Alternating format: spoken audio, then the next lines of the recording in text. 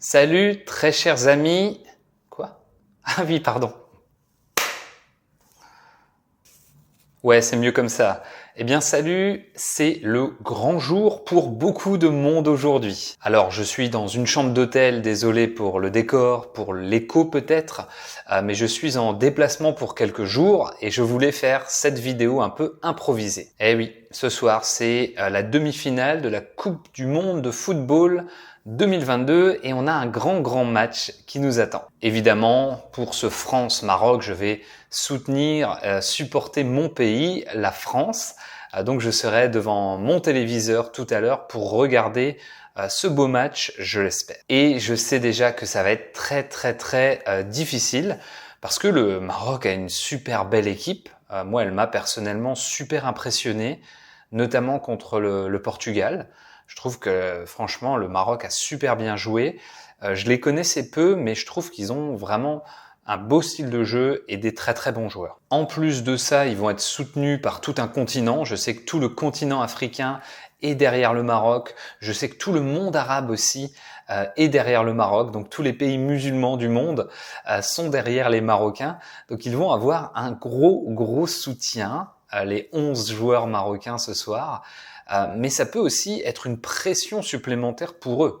Parce que, soyons clairs, ils n'ont pas besoin de motivation supplémentaire. Ils sont assez grands pour être motivés tout seuls face à l'enjeu de cette demi-finale de Coupe du Monde.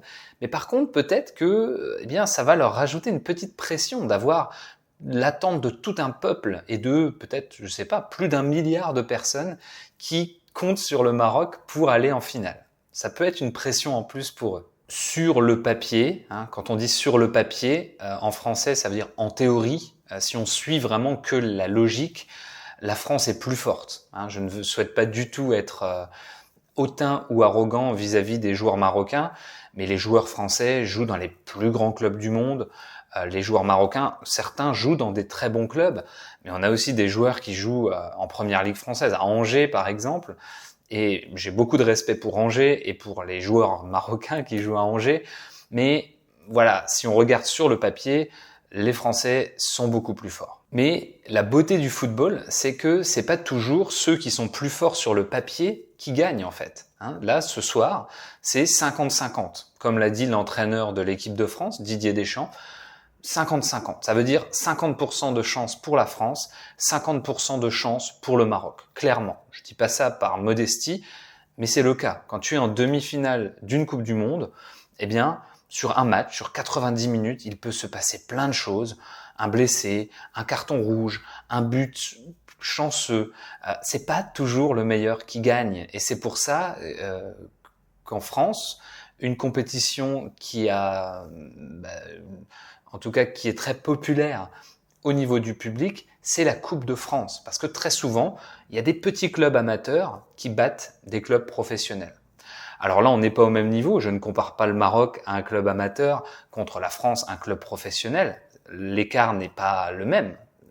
Ils sont beaucoup plus proches.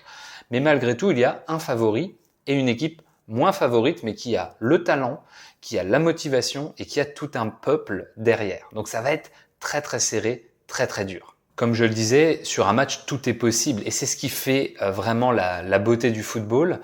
Moi, ce que j'espère en tant que Français, c'est que l'équipe de France arrivera à marquer un but assez vite pour réussir à prendre un ascendant psychologique. Ça veut dire essayer de faire perdre confiance aux joueurs marocains. Ça va être très dur, mais ce serait le scénario idéal, en tout cas pour les Français. Mais quand on voit la difficulté qu'ont eu les autres équipes, et notamment quand même des équipes comme le Portugal et la Belgique, des grosses équipes, quand on voit à quel point ça a été dur pour eux de marquer un but contre le Maroc, je me dis que ça va être très dur aussi pour les joueurs français. À côté de ça, on a quand même une équipe de France qui n'a pas une défense très solide, contrairement à par exemple 2018, où là, la défense française était très solide. On l'avait vu contre la Belgique justement en demi-finale.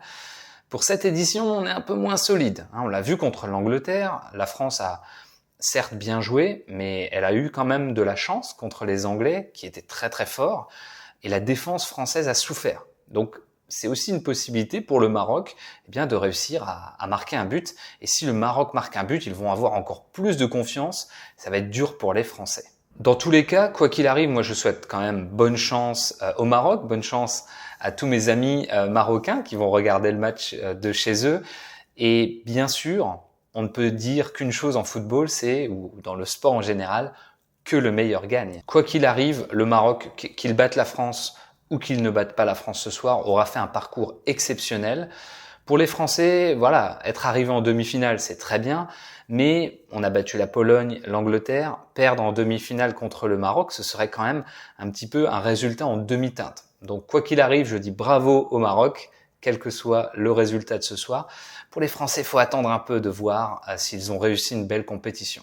Il ne me reste plus qu'à dire, allez les Bleus, j'espère qu'on aura une 3e étoile, on a celle de 98, celle de 2018 et je serais très content d'en avoir une en 2022, même s'il faut battre le Maroc et derrière battre l'Argentine. Donc il reste encore beaucoup de chemin.